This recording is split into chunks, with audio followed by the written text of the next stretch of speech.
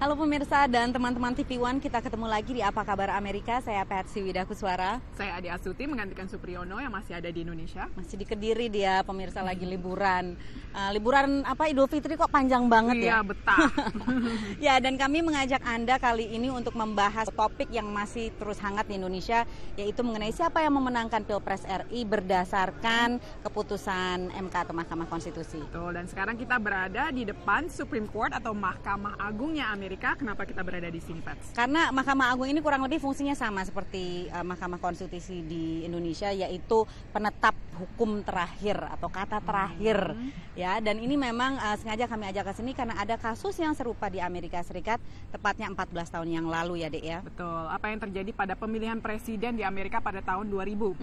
Yaitu antara Al Gore yang waktu itu masih menjadi wakil presiden dan dengan melawan George W. Bush. Nah, jadi mungkin sebelum menjelaskannya kita harus singgung juga bahwa sistem pemilu di Amerika Serikat ini berbeda dengan di Indonesia ya, Dek ya. Iya, betul. Mereka memilih presiden melalui yang namanya Electoral College. Jadi bukan direct, tidak langsung. Tidak. Jadi ini adalah sebuah badan yang dipilih sebelumnya dan mereka inilah yang memilih presiden dan wakil presiden. Nah, jadi meskipun rakyat Amerika Serikat sendiri kalau nyoblos ya istilahnya ke TPS memilih capres, ya, tapi pada akhirnya ya betul. Jadi ini bukan sistem one man one vote seperti di Indonesia.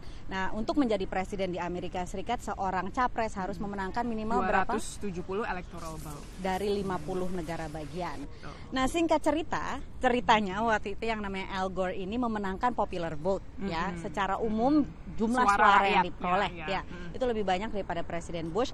Namun di negara bagian Florida itu ditetapkan bahwa George Bush yang menjadi pemenang meskipun tipis sehingga akhirnya George Bush-nya berapa ratus suara ya. Sehingga akhirnya George Bush lah yang ditetapkan menjadi pemenang di Florida dan memenangkan lebih banyak suara elektoral. Betul. Namun kemudian kubu Al Gore meminta penghitungan kembali suara atau recount lalu pengadilan Florida. Nah, setelah itu panjang nih urusannya, 5 minggu kemudian berakhir di sini di Mahkamah Agung ini. Dan ditetapkan bahwa yang namanya peraturan atau keputusan pengadilan Florida untuk recount tersebut tidak konstitusional. Artinya Mahkamah Agung Amerika Serikat secara de facto menetapkan bahwa pemenang pemilu adalah pemenang Pilpres adalah George W. Bush. Dan prosesnya kira-kira memakan waktu 5 minggu ya, lebih dari sebulan. Nah, ini mungkin sekarang kita bisa mengangkat antara tadi mungkin persamaannya ya. Sekarang kita mengangkat perbedaannya. Perbedaannya apa aja, Dek? Perbedaannya waktu itu tidak ada demo-demo di depan Mahkamah Agung.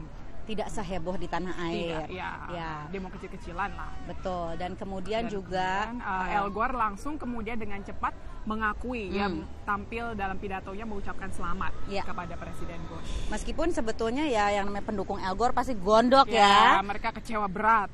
Berat dan sampai sekarang masih banyak orang Amerika Serikat yang merasa bahwa George Bush stole the election. Betul. Atau apa ya istilahnya curang lah.